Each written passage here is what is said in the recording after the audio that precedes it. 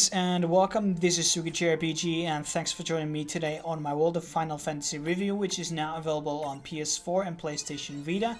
However, this review will be based on the PS4 version of the game.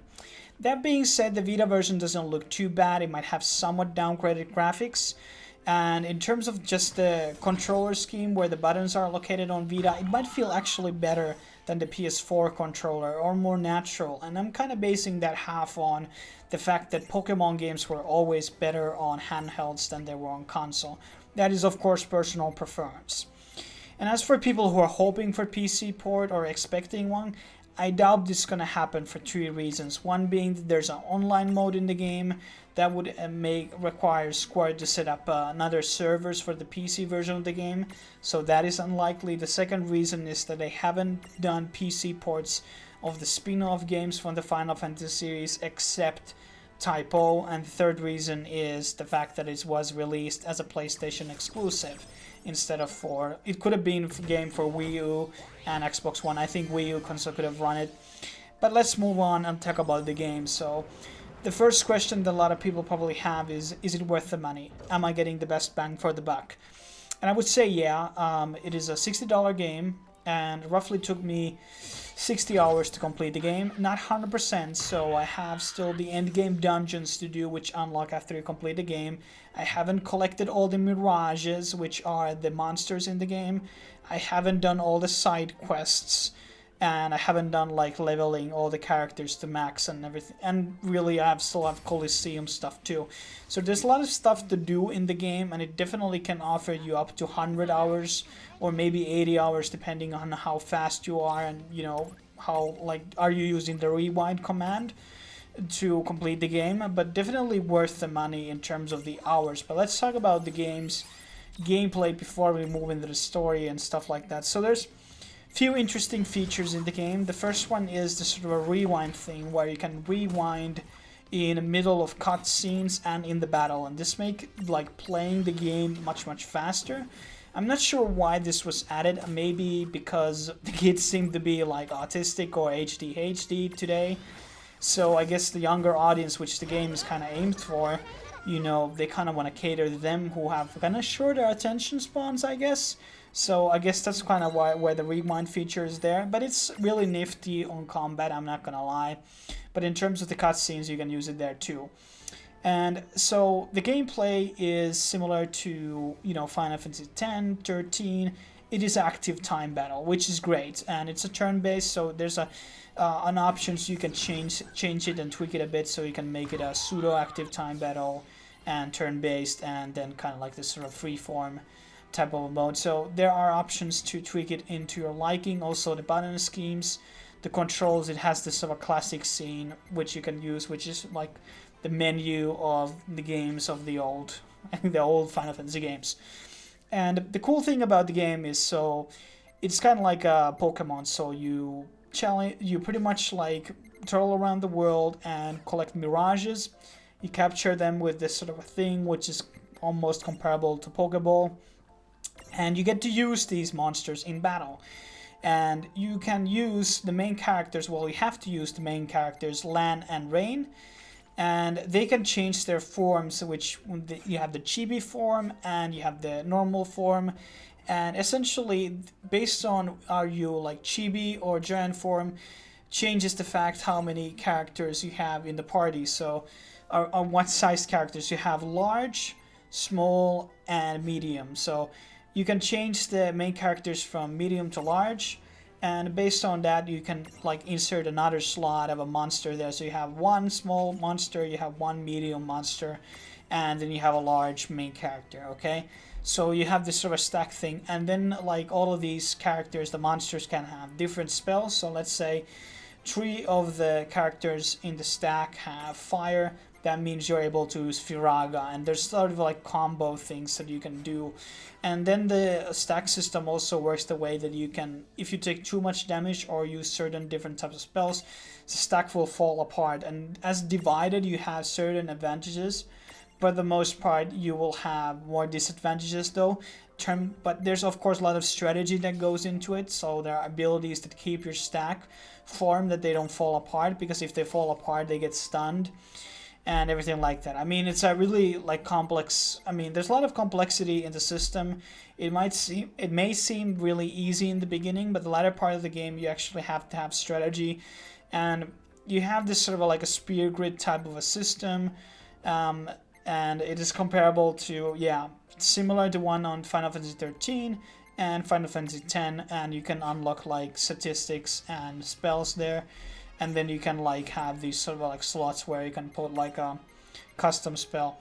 And a lot of the monsters have different forms, so you have like Ifrit and a lot of other summons, and they have like forms which like change their sizes. Some are large, some are medium, some are small, and etc.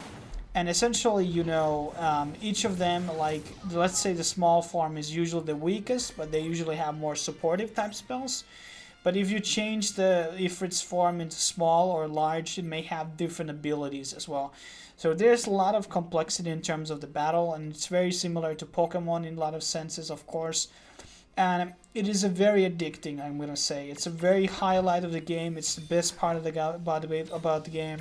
And that's why I really love the game and kind of really got hooked on it. And I would say, well, the Final Fantasy has to be one of the best Final Fantasy games in a while. I think it's better than 13 and the 13 sequels, and better than 15 probably. Well, maybe.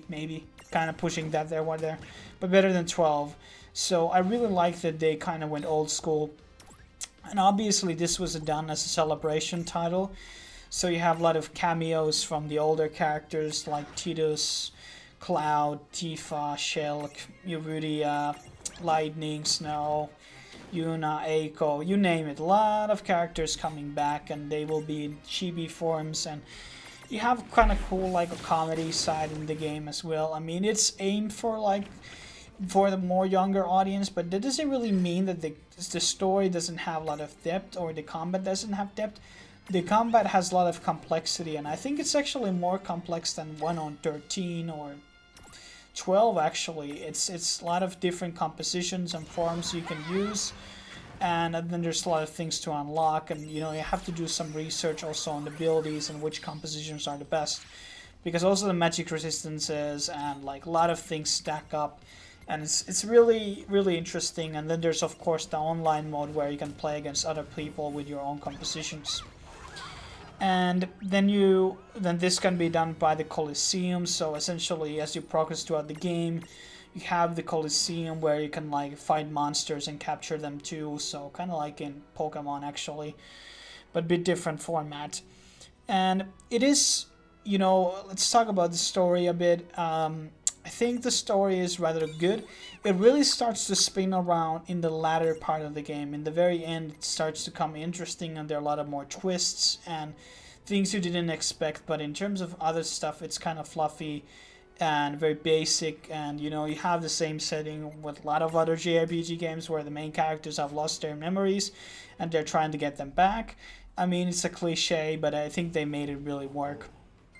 And then there's of course a version, if you bought the day one edition of the game, you get the opportunity to have Japanese audio also, with English subtitles of course. I have to say that I tried both of them, but this time I was won over by the English audio, voices. And really, I think it really depends on game, because on Star Ocean or Tales games, the Japanese audio is better, while in Final Fantasy games you have, you know, usually pretty good English too. And then you have, of course, a lot of voice actors making comebacks, so you have the same voices for Yuna and Tidus, for example, as they were on the original games. And then there were a lot of like cool anime sequences as you progress throughout the game, which like there's these sort of cutscenes.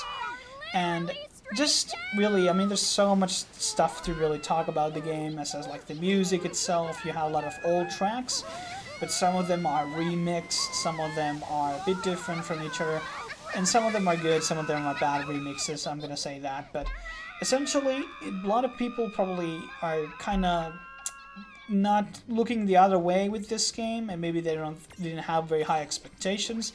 I didn't have very high expectations when I saw it on E3, but it's actually really good. It's like a hidden gem in a certain type of sense, because it's really like a classical type of a Final Fantasy game. I mean, you have a lot of customization when it comes to characters.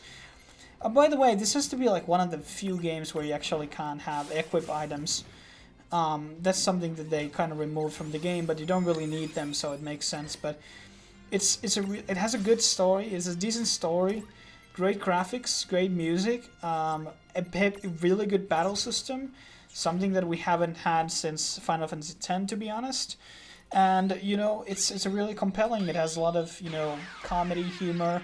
It might not be everybody's cup of tea, but I still think it's a really well done game, and it could have been, you know, even branded as like Final Fantasy 16 or something like that, and I think it would have like been very successful.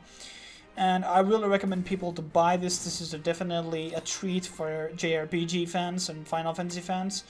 Seeing a lot of cameos. Maybe I would have wished for more characters making appearance. I think that there were certain type of biases for certain series. I mean, there wasn't like any appearances from like the there was no anyone from Final Fantasy 12. I guess that says a thing or two about the game and its characters that are not very identifiable. But anyhow, hopefully you enjoyed this review. It was kind of all over the place when I was explaining and jumping around in different locations about the game. But definitely, you know, a hidden gem. Really a hidden gem. A lot of hours, very good money value, good music, good production, great level design. And yeah, that's just everything that I have to say today. And stay tuned. I'm gonna do some of the older Final Fantasy game reviews in very soon. So stay tuned for those, and I will see you next time. Cheers.